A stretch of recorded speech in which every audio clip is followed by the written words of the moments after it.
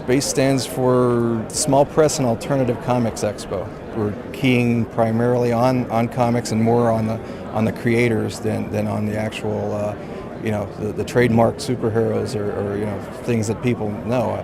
And there's what's really neat is the creative buzz that you get here. I mean, you just walk around and you see all kind of unusual ideas that you generally won't see in a regular comic show.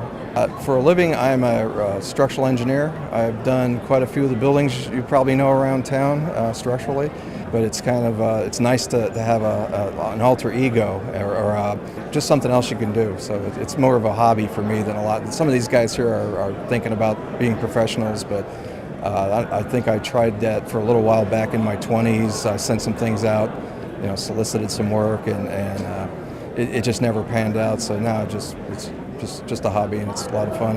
I am here to support Rogue Robot's webcomic and hand out some swag while wearing slutty clothing. I also do roller derby, so I think roller derby and comics go together. And they smell like watermelon. The wheels come like that. Rogue Robot is kind of about the two creators, Amory Abbott, Ben Rowe. Kind of about our lives, their lives, situations they've been in. There's a lot of violence, beating people with staplers and baseball bats, and plenty of toilet humor thrown in. We do Rogue Robot. It's probably one of the only webcomics here. Actually, our comic's based on real life. It's funny, there's 5 of us here from our comic, and we're all characters in the comic. Because in real life, I'm the asshole. In the comic, I'm also the asshole. So, Amory's the nice guy in real life and the comic. Michelle is the evil one in real life and in the comic. So it works out. Ben writes it, basically does all the dialogue and stuff. He sends me these basically storyboards, and then I draw it using my Wacom tablet. I start in Photoshop. I do a grayscale sketch of the comic, as you can see here. The comic starts out like this, the storyboards I get from Ben, and then once I sketch it out there, I do another layer of black over top, and then once the black layer is done, I erase the bottom layer, and we've got the black outlines for the comic. And then the clothing is a layer of color, the skin's a layer of color, the hair's a layer of color, the background's colorized, and then voice bubbles are added later on. If you have a comic strip, if you want to get it out into the world, do a webcomic, because anybody can see it. Well, I actually went to cartooning school. I went to School of Visual Arts in New York, and when I first started there, it was about me and 5 other women, and mostly men, and nowadays it's about half women, half men. My comic is called My Brain Hurts, and it's about just a couple of sort of teenage punk rock kids in New York. They're both gay. And it's sort of character-driven drama, little humor. I guess I just kind of wanted to tell the kind of story that I want to hear, I wanted to tell the kind of stories that I always wished were there. I mean, it's not autobio, but, it's similar things have happened to me in my life, and I just didn't see anything out there that reflected that, so I just thought I'd make my own. What I notice about a lot of people that do comics is if you read their comics, it's sort of the way they see the world. Everyone I know that does comics, if you read their comics, you can learn a lot about them, even if it's not about them. We publish a lot of people's comics, like my friend Ben, who lives down in Austin, Texas. He does 3 panels a day, every day, 100% true autobiographical kind of punk rock thing. He doesn't do much. He just gets drunk, plays in a band, takes lots of naps, works at a video store, but he's been doing it for 6 years, and it's really entertaining. We also do... This is her book here. This is Life's So Rad. It's a collection of her web strips from 1999 to 2003. Mine wasn't a journal comic so much as it was characters loosely based on my friends and I.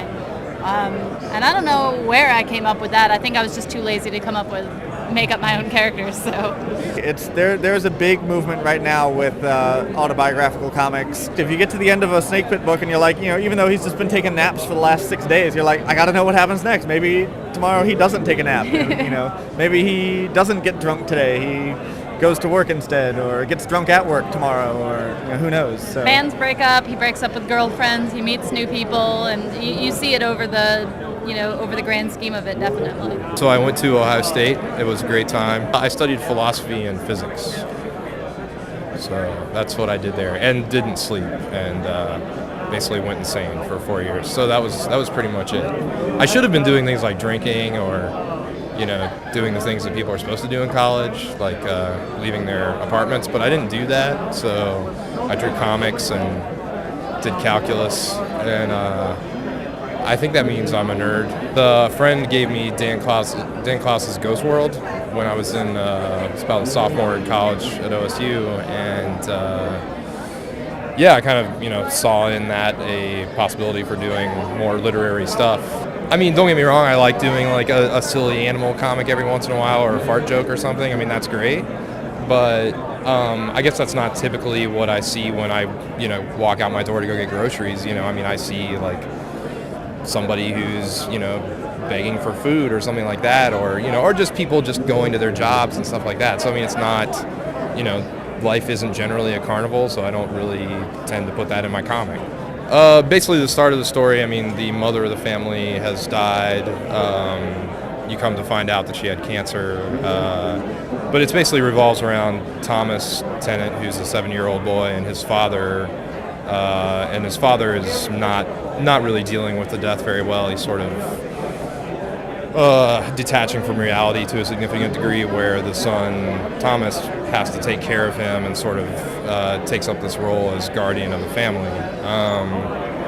And the father, again, through the detachment, sort of is institutionalized, and it's just a bag of laughs after that. I don't want to give anything too much away, but that's the basic premise of the story. Yes, it's all my mother's fault. That's all she exposed me to, was like, well, she either wanted me to be gothic or gay, and I'm not sure which, because all we did was watch musicals, and then I had Edward Gorey books, so I don't know what I was. This is the fusion of that. I draw gaily dark comics. So.